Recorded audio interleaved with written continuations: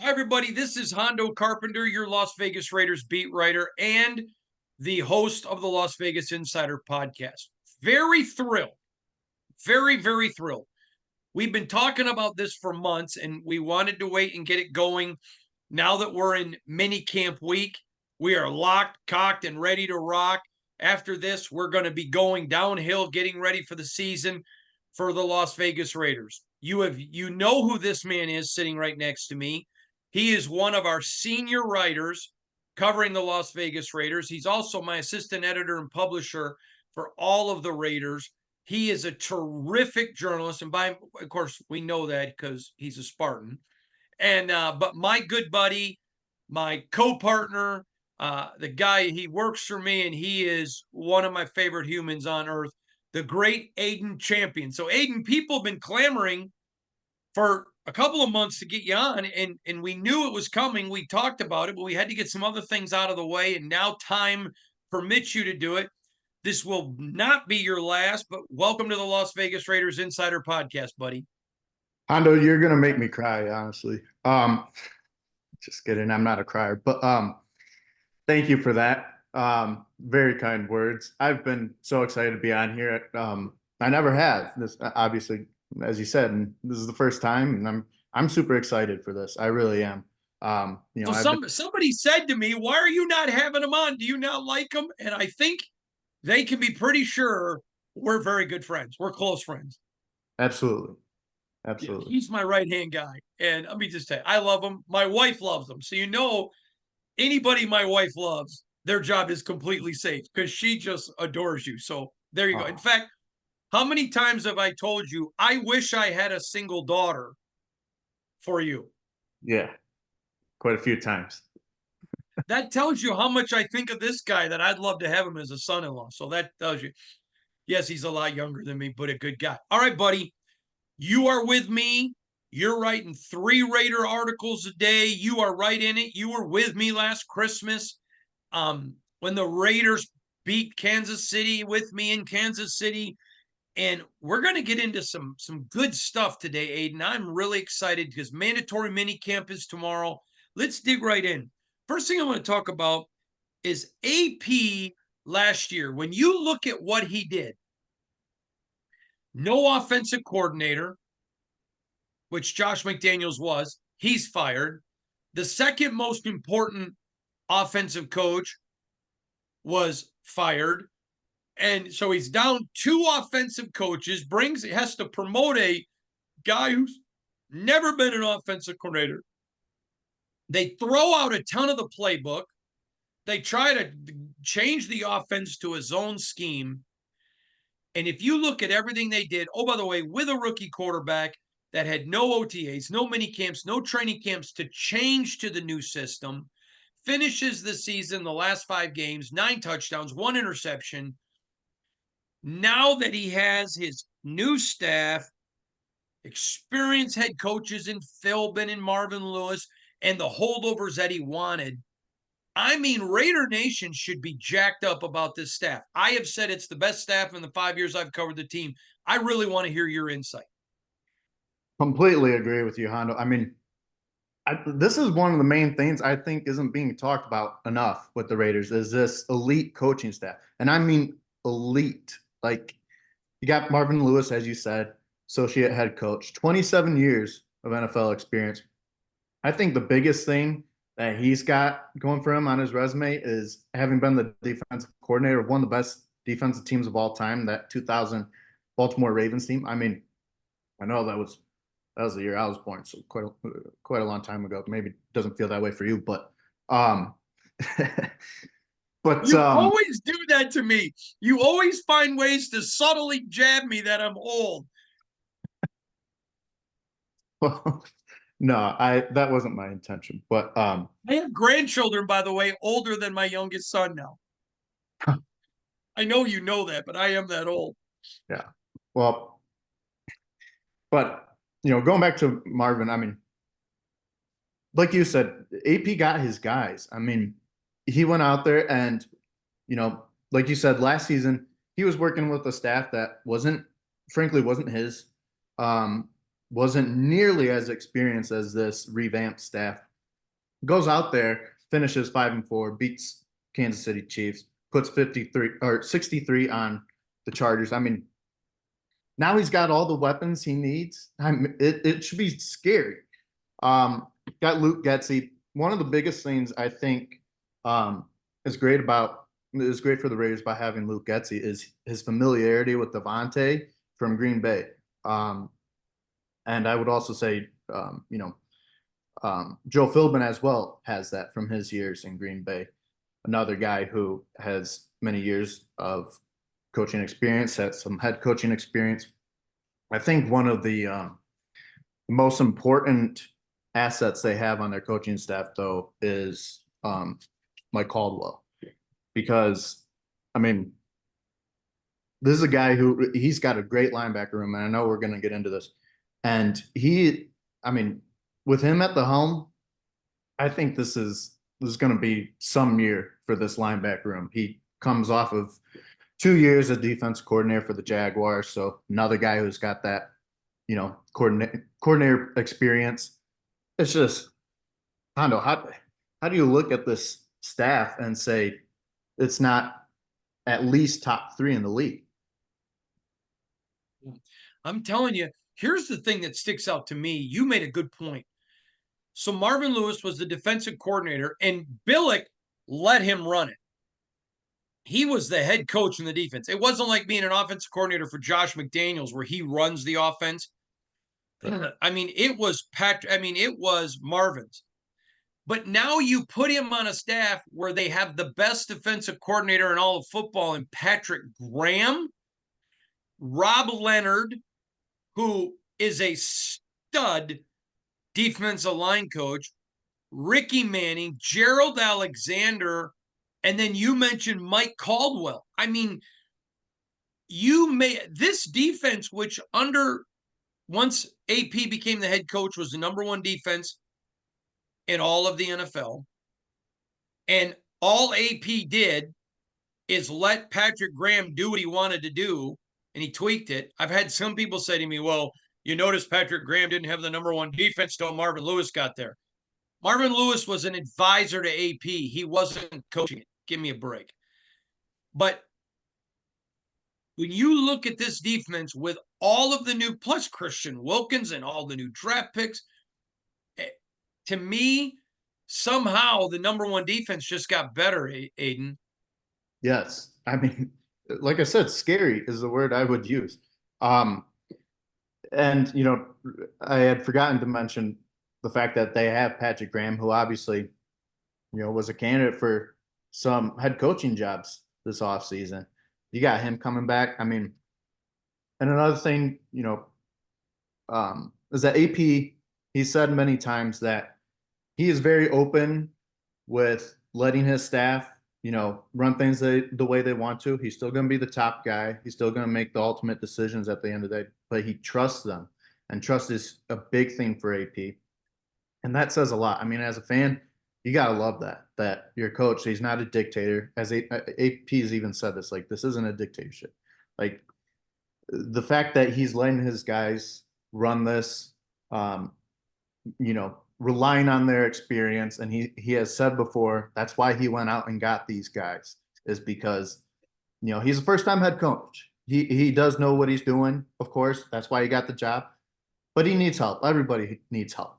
So he understands that. And, it takes a lot to even admit that. So I wouldn't call him a dictator. I'd just call him a benevolent dictator. Right. You can do what you want until I tell you no, right? Right. Right. All right. Let's go to the second point. And people need to know, I don't like yes people. You've never had a problem speaking up if you disagree with me ever. I don't think of anything. Have you? No, I would agree with that. Yeah. I mean, I don't like yes people. I don't think you can have a good organization with yes people. I mean, everyone knows who the boss is, and sometimes bosses have to make decisions. But if the people around you that you trust can't speak up, you're not a good leader. And here's the reason why I say that. You and I are on the same page on this next point I want to talk about. And this is this locker room, this linebacker room. I am stunned at how little respect the Raiders are getting. Now, let me lay out this out for you. Davante Adams is a tackling machine. Okay. He has areas he needs to improve, his angles, getting to the ball a little bit quicker, but he's still, once he gets his mitts on you, you're going down. Robert Spillane should have been an all-pro. That was completely a disgrace.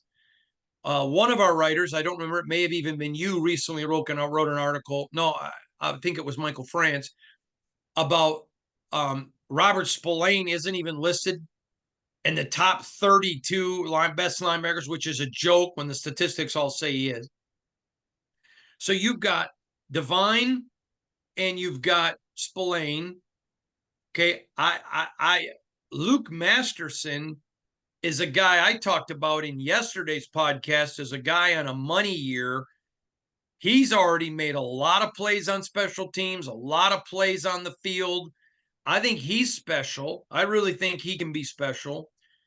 Then they go out and get Tommy freaking Eichenberg, which in my opinion was a steal. They've got Amari Burney. And I mean, there is a lot of talent at linebacker for the Raiders. I understand there's a lot of youth too, and youth makes mistakes. But like I talked about in yesterday's podcast, Aiden, is that the best teams develop players. And we have been talking about this for weeks. This is not new, that the Raiders were not going to go out and be big spenders. If certain players end up not panning out over training camp, they may go sign a free agent, but they're sitting on that money for extensions. They're sitting on that money. There's a lot of youth. If the Raiders can continue to develop, and Caldwell's the guy, I am stunned at the lack of respect. Your thoughts? Yeah, and going off that, you mentioned a guy like Luke Masterson. I mean, he was, 2 years ago, he was an undrafted free agent, comes out of nowhere, and he becomes one of the best linebackers in the room. And that just goes along with your point of development. You got an undrafted guy he's a rookie, and he's how many starts did he get that year? At least, a handful, I believe. But last year there was several. Yeah. Last year took a bit of a step back, that those opportunities weren't there, but there's still so much potential with it. He's still so young. He's only going into his third year, and he's still going to be learning so much from guys like Divine Diablo and Robert Spillane, and now, Coach Mike Caldwell. Going back to, the Divine and Robert, is these guys both come off career seasons. And yeah, Spillane was extremely disrespected this offseason. I mean, it was 148 tackles, 148. How do you not make the top 32 in the league for that? I mean, and it just, it really says something that it was his first year with a new team. He had been with the Steelers his whole career, didn't know anyone else, and comes to the Raiders and, has the best year ever by far.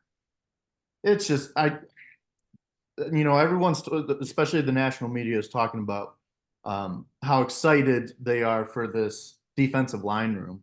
And yes, of course, there's a lot of reasons to be excited about that. But I think the linebacker room, in my opinion, is the one I'm most looking forward to. I think they're going to take a huge leap this year. And, I think Caldwell's going to be a huge part of that. I agree. And I was not ignoring Aiden. I was trying to find how many starts he had, but it was several. I couldn't find it. But that room, when you and here's a guy, Amari Burney, making the transition. He's only going into year 2, but with the speed of a defensive back moving him, it's fascinating to me. It's and then to go get a guy. I'm telling you, they had a much higher rating than where they picked Tommy freaking Eichenberg. That guy is a machine. Can you believe it? Played in the biggest game of his career, of course, is Ohio State, Michigan, for those two schools, with 2 broken hands, I don't care. I'm playing. Is that not Max Crosby 2.0 or what? No, it definitely is. And I did want to talk about Eichenberg. Um, I had the privilege of talking to Tommy before he was a Raider. I talked to him at the NFL Combine, and I liked the guy a lot. And I just thought he was just perfect to to join the Silver and Black.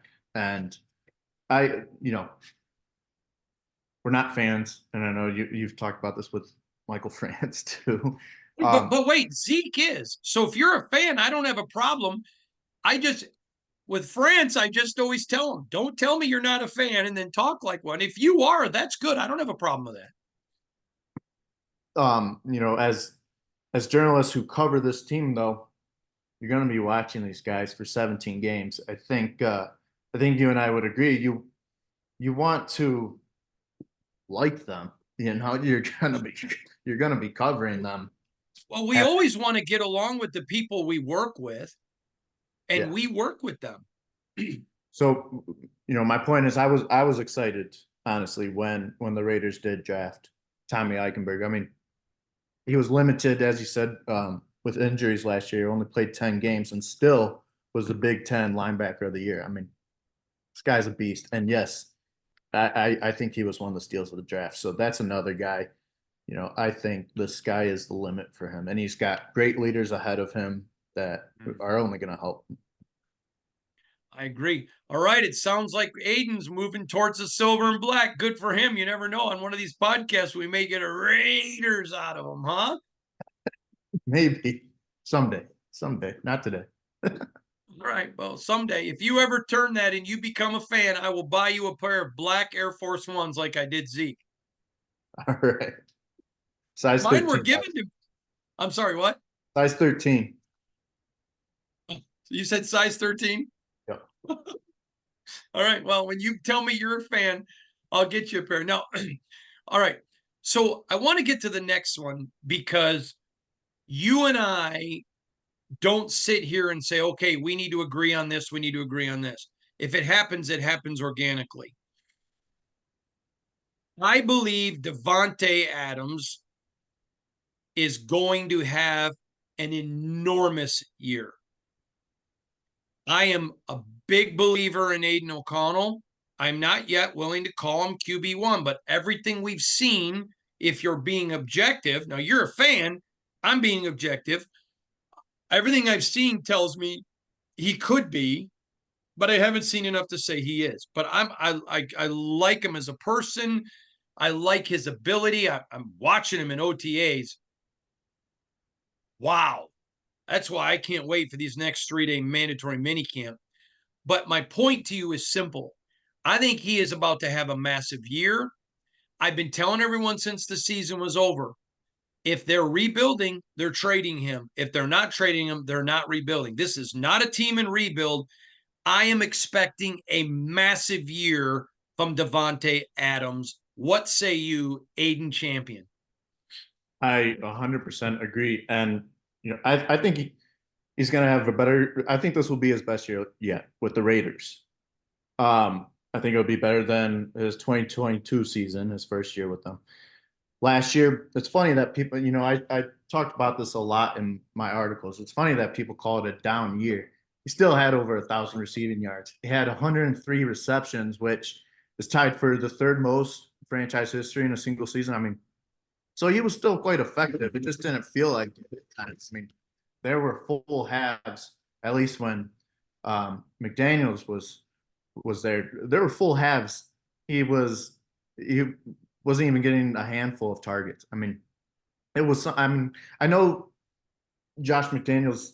He said that the objective was still to get him the ball, but it sure didn't feel like it when he was at the helm. And thing about AP, as soon as AP comes in, he says, "No, we realize what we have with Davante. We're gonna freaking use him."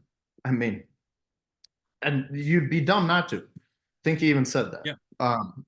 But no, I think Davante is going to have a bounce back season. I think Jacoby Myers still going to be a factor. He kind of, in a way, took the load off Davante last year, and I think they're going to complement each other really well this year. I think Davante and Aiden have very good chemistry. Um, I think, you know, it's huge that Aiden has been in the building this offseason, and he's been working with the guys, getting that experience going. But I still think Davante's got it. He's getting up there in age, but he's still one of the best wide receivers in the league. And Sorry, go ahead. no, go ahead. But Max, a lot of people would say Max is probably he's the face of the Raiders. In terms of talent, Davante's the most talented on the Raiders roster, I think. Wait a minute. And I'm gonna disagree. I want to disagree here. okay, okay. I think he's the second most talented, but I don't think he is Max at all. You do. You think he's the most talented on the roster. I do. I mean, he and Max share that same mentality. Max is the harder worker. He's grinded and worked for everything he's gotten in this league. But Davante, he's a hard worker too, but he's in terms of natural talent, he's got it. I mean, I don't think anyone has more. But I hear what you're saying, for sure. My point is use the guy. I mean, use your Yeah, best yeah. weapon. No, yeah. Yeah. Yeah. And I mean, how are you gonna get tallies in the win column if you're not using your best player? It's just common sense. And I know Davante gets double, triple teamed, and it's tough at times, but you got to find a way to make that happen. And I think with this coaching staff, they will. Shannon and I were having dinner with a very successful NFL executive probably 6 weeks ago, maybe 8 weeks ago. I don't remember now. It's been a while. And he said to me, I would watch the Raiders with Josh McDaniels, and it was like they were using Davante as a decoy. He's double, triple teamed. He's like, I don't care if he's quadruple teamed. You run pick routes. He goes, they're not doing anything to get him open. And he goes, and I would literally be there thinking, how can Josh have so much respect around the league? And he told me, now this was after the season, but he told me it almost looks like he's not trying to use them. Great, fine. You're double teamed, you're triple teamed. Great, we're going to do something else. Almost trying to prove how smart he was. And he goes, if I had Davante Adams, I would be doing double and triple. He goes, I would be doing picks. I would be creating other routes. He goes, I know that he doesn't do this a ton, but some motion to create space. He told me, he said, Josh should have been just fired for how he used Davante. I'll never forget, Shannon, we got in the car and she said, I know I'm not as big of a football guy as you, but was that as big as I thought it was? I said, oh, yeah, that was huge. Yeah. I mean, that's definitely something that would put one's job in jeopardy, I would say. But I mean, Davante, he's just, as I said, he's so talented. You got to use him. And, the Raiders need to, and I think they know this now with AP, but you got to know what you have. And the 31 other teams in the league would die to have Davante on their roster. And for people that say he's not a Justin Jefferson or he's not a Tyreek Hill, I would like to point out a couple things. In Miami, I almost said Miami. Got to correct myself. In Miami, they game plan for Tyreek and Justin Jefferson. I mean, how many times did we see Kirk Cousins go to him when he was covered, but trusted him to get the ball? And then, I mean, again, you look at over 100 catches, you look at everything that he did last year with all the turmoil that team went through, and then he comes out, he's very vocal of his support for Aiden O'Connell.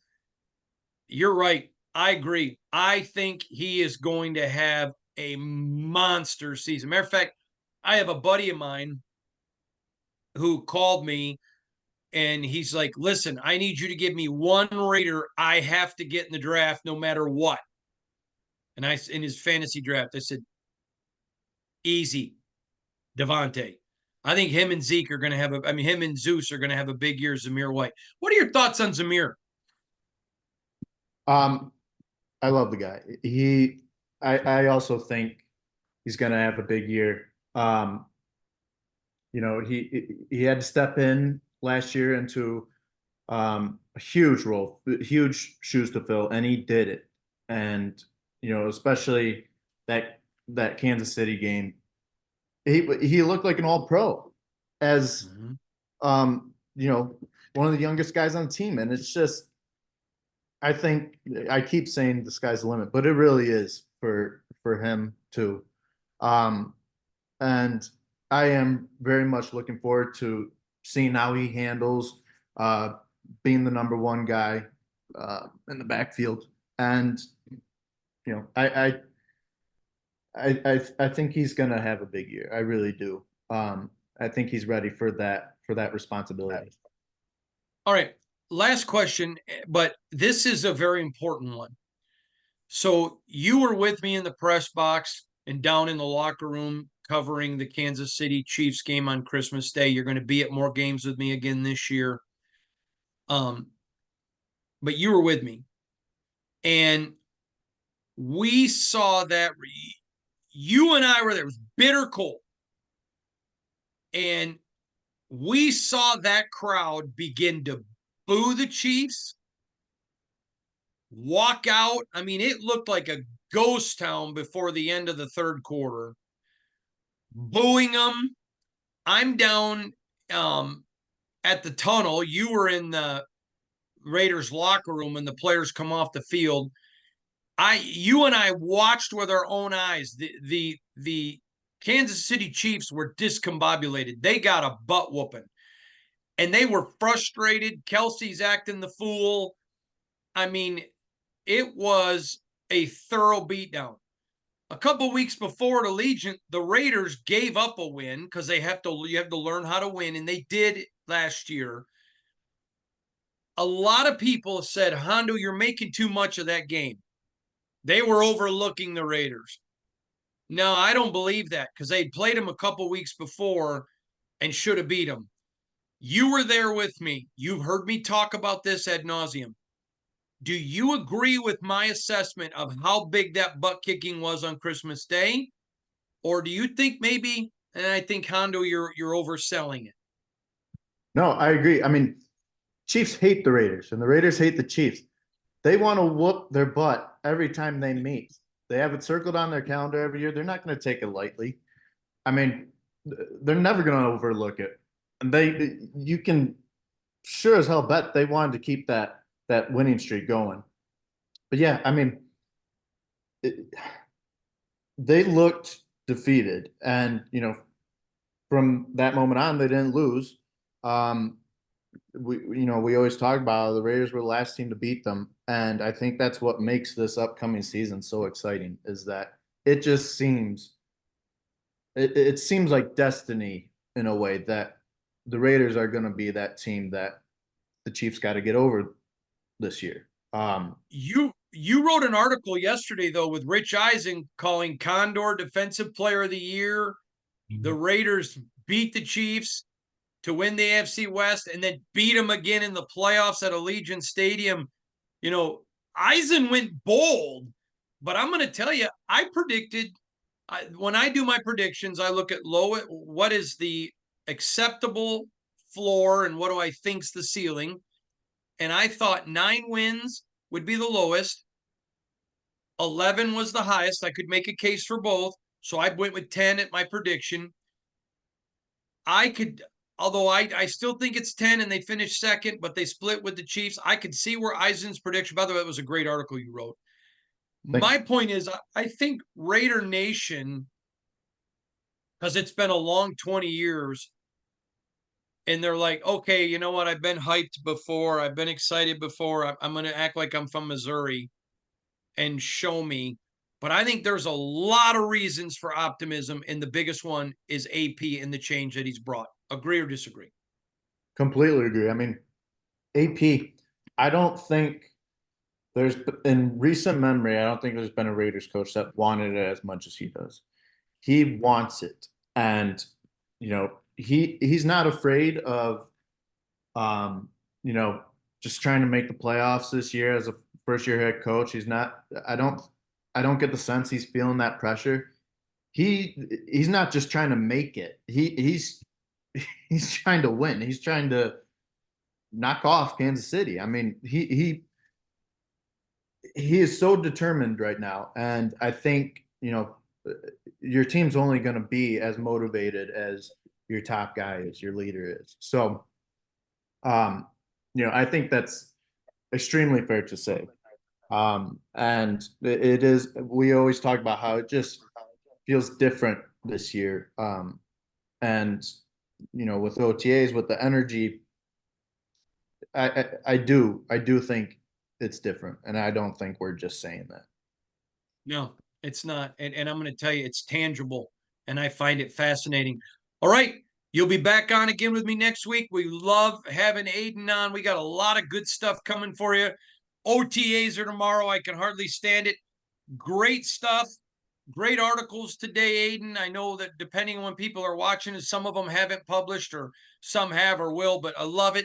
We're killing it at si.com/NFL/Raiders. We're doing a minimum of 10.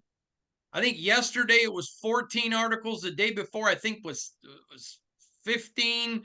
We're doing every single day. Nobody's giving more for free than us. It's awesome. Tell everybody your social media handle, will you? Yeah, you guys can follow me on X at champion_Aiden, AIDAN. All right, make sure you check him out. This is the guy. And it's so funny because I'll call you Aiden O'Connell, and then I'm sitting there visiting with Aiden, and I called him Aiden Champion, and he cracked up. So too many Aidens in my life, but I like you both, so I'm not going to mess with that. But Aiden, thanks for joining us. This was your first Las Vegas Raiders Insider podcast, and you were great. Remember, everybody, go to si.com/NFL/Raiders for all of our content. Follow me on X when you go to @Hondo Carpenter AG @Hondo SR.